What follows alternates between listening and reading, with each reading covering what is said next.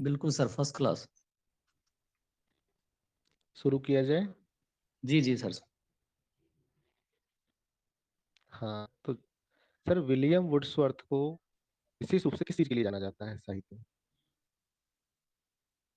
William Wordsworth को sir ये स्वतंत्रतावाद हाँ, के लिए। विलियम विलियम वुड्सवर्थ के साथ स्वच्छंदतावाद के जनक, यानी हाँ, कि पाश्चात्य काव्यशास्त्र में या पाश्चात्य साहित्य शास्त्र में स्वच्छंदतावाद के जनक विलियम वुड्सवर्थ के साथ उनके और कोई साथी या मित्र हाँ, हाँ, बिल्कुल थे? सर, कॉलरिज थे। जी सर। एक एक बहुत ही प्रसिद्ध परिभाषा है कि poetry is overflow of powerful feelings recollected in tranquillity, यानी जो कविता है या काव्य है वो भावनाओं का सहज उच्छलन है जो एकांत में या शांतिपूर्वक उन्हें एकत्रित करता है कवि। इस परिभाषा जी, से जी। किसका संबंध है सर? संबंध विलियम वर्ड्सवर्थ का है सर। जी सर, आपने बहुत सही बताया। और विलियम वुड्सवर्थ ने अपना जो काव्य भाषा है संबंधी सिद्धांत दिया है या उनकी विशेष रूप से जो पहचान है आपने बताई कि स्वच्छंदतावाद के संदर्भ में है। साथ ही साथ जी, उन्होंने इस स्वच्छंदतावाद को पूरी तरह से परिभाषित करने के लिए या इसे अपने सिद्धांत को ठीक से बताने के लिए उन्होंने काव्य भाषा संबंधी सिद्धांत भी दिया है।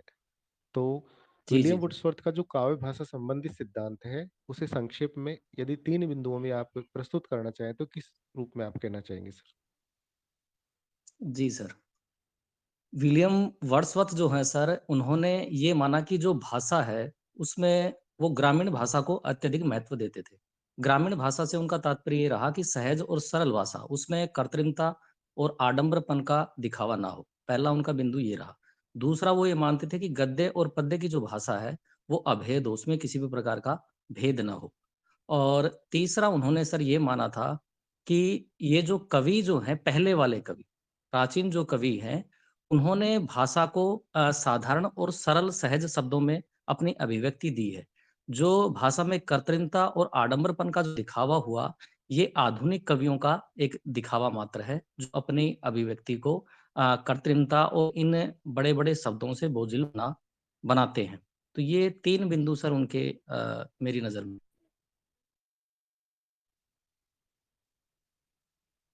हेलो। बहुत अच्छा आपने बताया है संक्षेप में। विलियम वुड्सवर्थ का जो काव्य भाषा सिद्धांत है उसे संक्षेप में आपने बताया है और बाद में इनकी आलोचना भी हुई। और एक प्रश्न मैं अगला करना चाहूंगा इनसे आपसे जी। कि विलियम जी, जी। वुड्सवर्थ ने छंद के संदर्भ में भी अपने विचार व्यक्त किए हैं। वो किस प्रकार के जी, छंद जी। की वो बात करते हैं, क्या कहना चाहते हैं? वो सर गद्य और पद्य की जो भाषा है, उसमें केवल वो छंद का अंतर मानते हैं। तो कोलरिज जब वो अपना जो मत जो है इनसे विभेद करते हैं, तो वो ये कहते हैं कि भई गद्य और पद्य की भाषा में केवल छंद का ही अंतर नहीं होता है। शब्द विन्यास है, वाक्य विन्यास है, यानी आदि जो अलग जो चीज़ें हैं, उनमें भी अंतर होता है। कि विलियम वर्ड्सवर्थ वो केवल छंद का ही अंतर मानते थे, काव्य भाषा में। सर, विलियम वुड्सवर्थ काव्य भाषा में छंद की अनिवार्यता मानते थे या नहीं, यानी उन्होंने छंद को आवश्यक माना है या नहीं माना? छंद की अनिवार्यता को तो महत्व दिया है सर, जहाँ तक मुझे ध्यान है सर। हाँ सर, मैं आपको थोड़ा सा आप बहुत अच्छा बता रहे हैं। मैं और आपको स्पष्ट करना चाहूँ इस संदर्भ में कि हुँ, विलियम हुँ। वुड्सवर्थ काव्य भाषा के संदर्भ में छंद की अनिवार्यता को नहीं मानते थे। अ, उनका मानना ठीक है था सर, मैं कि चाहे शब्द हो, चाहे छंद हो, हुँ, हुँ। चाहे अलंकार हो, जो सहजता से आ जाए कवि की भाषा में वो ठीक है।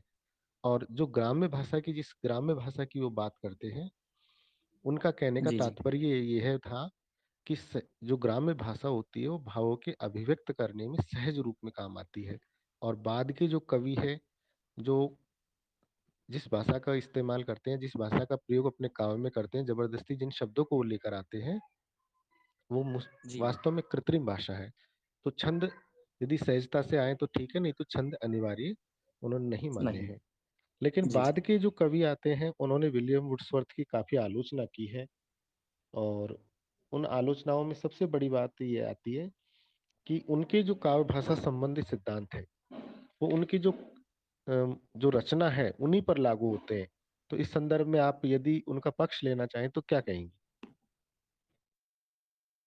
मैं सर समझा नहीं, एक बार दोबारा रिपीट करना प्रश्न। मेरा प्रश्न है, विलियम वुड्सवर्थ की काव्य भाषा संबंधी सिद्धांतों पर बाद में काफी आरोप लगे। अच्छा। उनमें हाँ, एक हाँ। आरोप यह भी था कि उनके काव्य भाषा संबंधी सिद्धांत उनकी जो रचना है उन्हीं पर लागू होते हैं। यदि हुँ, आप हुँ, बचाव हुँ। करना चाहेंगे तो क्या बचाव करना चाहिए? सर, पहला खंडन तो इनका कोलरिज ने किया था, जो इनके सहयोगी के रूप में ही थे, कि भई आप यदि उन्होंने वर्ड्सवर्थ ने ये भी माना है कि ग्रामीण भाषा में से यदि आप उसमें से कुछ अपेक्षित सुधार करना चाहें, तो कर सकते हैं। यानी कुछ साहित्यिक जो शब्द हैं, वो आप उसमें इस्तेमाल कर सकते हैं। तो कोलरिज ये कह रहे हैं कि जब आप उसमें अपेक्षित सुधार कर सकते हैं, तो उसमें वो ग्रामीण भाषा कहाँ तक रहेगी वो काव्य में। यदि उसमें अपना सुधार ही कर लेते हैं, तो वो तो उसका परिमाण यदि हो जाता है, तो वो तो उसका साहित्यिक स्वरूप हो जाएगा। तो फिर उसमें ग्रामीण भाषा कहाँ तक रहती है। तो ऐसा। और टीएस इलियट के बारे में हम कहें महोदय, तो टीएस इलियट ने एज़रा पाउंड और विलियम वर्ड्सवर्थ जो है, इन दोनों का समाहार अपने उस काव्य में अपनी आलोचनाओं में माना है कि काव्य में ऐसी भाषा का इस्तेमाल होना चाहिए, बाद के जो कवि हैं।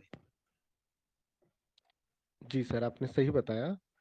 और एक अंतिम प्रश्न मैं आपसे करना चाहूंगा कि विलियम वुड्सवर्थ ने काव्य भाषा की जो कृत्रिमता और आडंबर का विरोध किया है, वह जी। वस्तुतः किन के लिए किया है?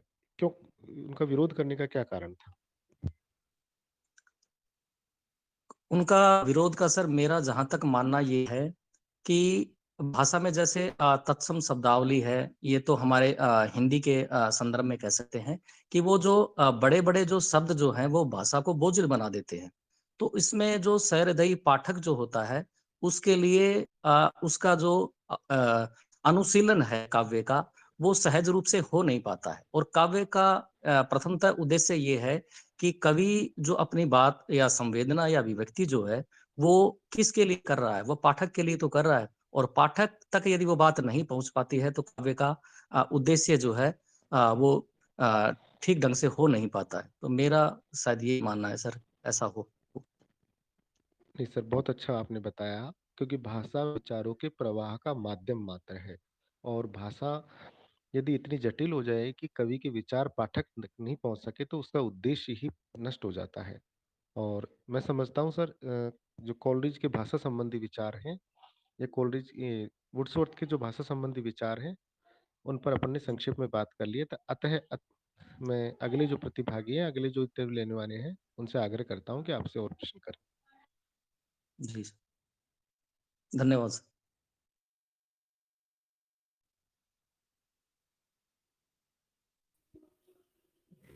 रेणु जी। हाँ जी सर। नमस्कार नमस रविशंकर जी। नमस्ते मैम, नमस्ते। पूछूं सर इलियट पर आपसे प्रश्न? हाँ, हाँ, बिल्कुल, बिल्कुल। अच्छा सर, आप इलियट का संक्षिप्त परिचय दे दीजिए। जी, जी मैडम। टीएस इलियट का मैम जो जन्म जो है 1888 में अमेरिका में हुआ था, और वहीं से ही उनकी एमए तक की जो विधिवत शिक्षा है, वो उन्होंने अमेरिका में ही ग्रहण की, और संस्कृत और पाली भाषा का भी उन्होंने अध्ययन वहीं से किया। उसके बाद वे जर्मनी से फ्रांस होते हुए अंततः वो इंग्लैंड में पहुँचते हैं, और इंग्लैंड में एक इसका प्रिंटिंग का एक बड़ा संस्थान था, फेवर एंड फेबर, उसके वो निदेशक भी बने। और उसी के साथ एक क्राइटेरियन जो पत्रिका थी त्रैमासिक, उसका संपादन भी उन्होंने किया। 1948 में इनको नोबेल प्राइज़ मिला, और द वेस्टलैंड के लिए गणपति चंद्रगुप्त अपनी पुस्तक में कहते भी हैं कि जो इनको नोबेल पुरस्कार मिला, वह नोबेल पुरस्कार टीएस इलियट को पा करके वास्तव में नोबेल पुरस्कार की उसमें श्री में भी वृद्धि हुई। तो ऐसा क्योंकि वे किसी भाषा देश काल में वो आबद्ध नहीं रहे, तो वे जो पुरस्कृत हुए, तो वो नोबेल पुरस्कार भी पुरस्कृत हुआ। ऐसा इनका जी मानना था, सर, और उनकी कुछ बहुत अच्छा बताया आपने। काव्य के संबंध में इन्होंने कौन से सिद्धांत दिए हैं? निर्व्यक्तिकता का सिद्धांत दिया है, एक परंपरा की अवधारणा का सिद्धांत भी है। अच्छा सर, इनका एक कथन है, कवि प्लेटिनम का तार है। इस कथन के बारे जी में मैडम। आप कुछ बताइए? हाँ, हाँ। एक सल्फर डाइऑक्साइड और ऑक्सीजन, इन 2 से भरा हुआ एक कक्ष है और यदि हम उसमें प्लेटिनम का तार छोड़ दें, तो वह तार जो है वो बिल्कुल निष्प्रभावी रहेगा। तो टीएस इलियट का भी ये मानना था कि कवि भी उसी प्रकार से निष्प्रभावी रहता है। यानी इस 2 2 जो गैसें हैं उनकी अभिक्रिया के पश्चात भी प्लेटिनम का जो तार होता है वह निष्प्रभावी रहता है। तो ये इनका मानना था कि कवि पर इस चीज़ का प्रभाव नहीं होता है। लेकिन यदि हम वास्तविक रूप में देखें तो कवि जो है वो एक चेतन प्रक्रिया का हिस्सा है। तो जो उन्होंने वो सिद्धांत दिए तो शायद हम उनको सिद्धांत को मानने में थोड़ा-सा समस्या होगी मैडम। सर, ये जो इन्होंने कथन दिया है, ये किस सिद्धांत से संबंधित है इनका? निर्व्यक्तिकता के सिद्धांत से। ठीक है सर। इन्होंने निर्व्यक्तिकता का जो सिद्धांत दिया है, इसके बारे में कुछ बताएँगे आप? हाँ, हाँ, बिल्कुल, बिल्कुल मैडम।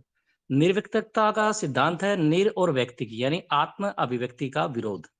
तो इन्होंने ये कहा है कि भाई कोई भी जो कविता है, वह अपने भावों की अभिव्यक्ति ही कवि अपनी उसमें कविता में करता है। तो उन्होंने ये कहा है कि यह निर्व्यक्तिकता जो है, ये भावों की अभिव्यक्ति नहीं है, भावों से मुक्ति है। यानी जब कविता सर्जन करने से पूर्व कवि के मानसिक पटल पर जो बिंब, प्रतीक, उपमान, संवेदनाएँ जो उसके मानसिक पटल पर उस समय जो अवस्थित रहती हैं और जब वह काव्य सर्जन में जब उनको पिरो देता है, काव्य का रूप उसको दे देता है, तो वह उसकी अभिव्यक्ति जो है, वह उसका पलायन है। वह वो चीज़ अब समाहित रूप में किसमें आ गई है, तो वहाँ उसका विशेषीकरण जो है वैज्ञानिक विशेषीकरण है, वह नष्ट होकर के उसका स्वरूप एक साधारणीकरण हो जाता है, जो हमारे भारतीय काव्य शास्त्र में भी साधारणीकरण का रूप हम कह सकते हैं। तो उन्होंने एक कथन भी कहा है मैडम इसमें कि सच्ची आलोचना और सूक्ष्म प्रशंसा का लक्ष्य कवि नहीं काव्य है।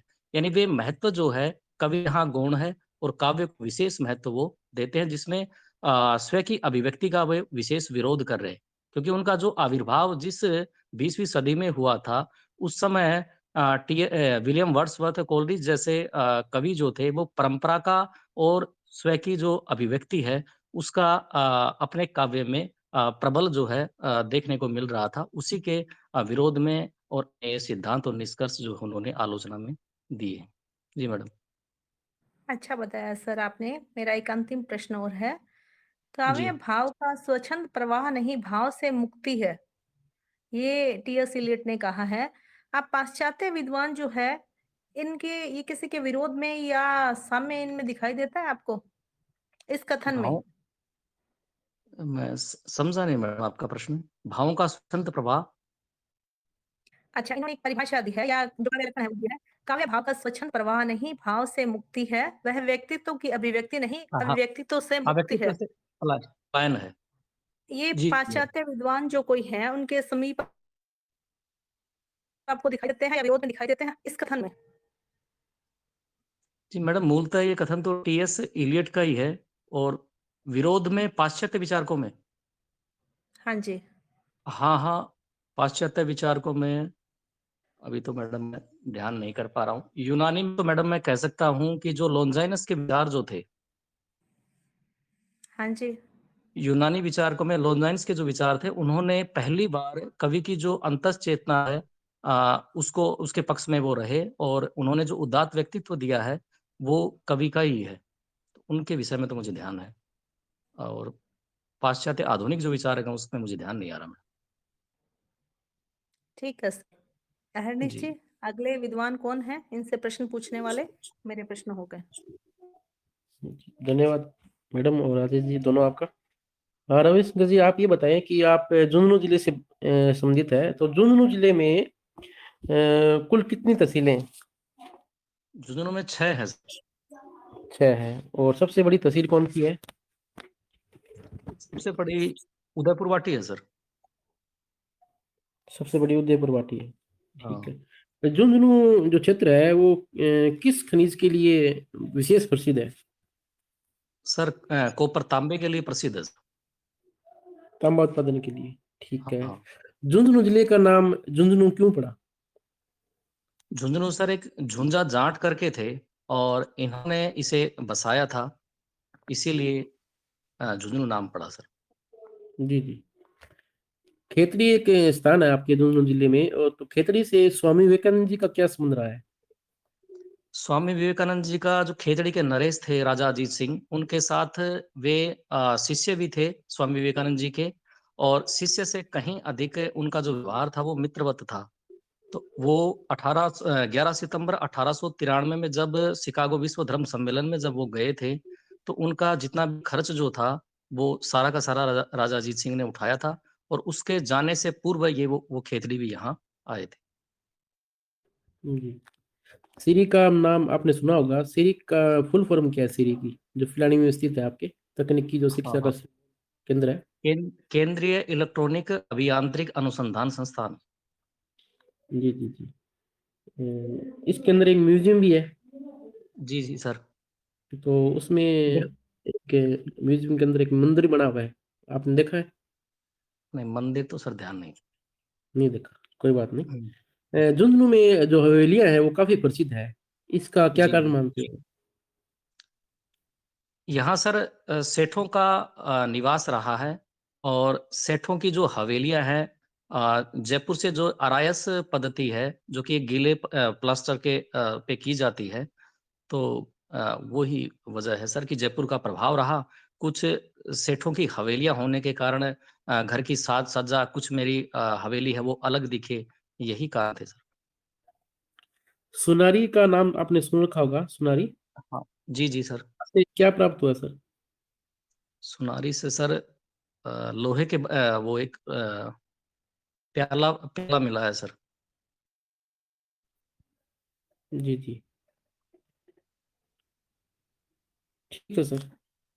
ओके, आपका जी इंटरेस्ट। सर, धन्यवाद सर।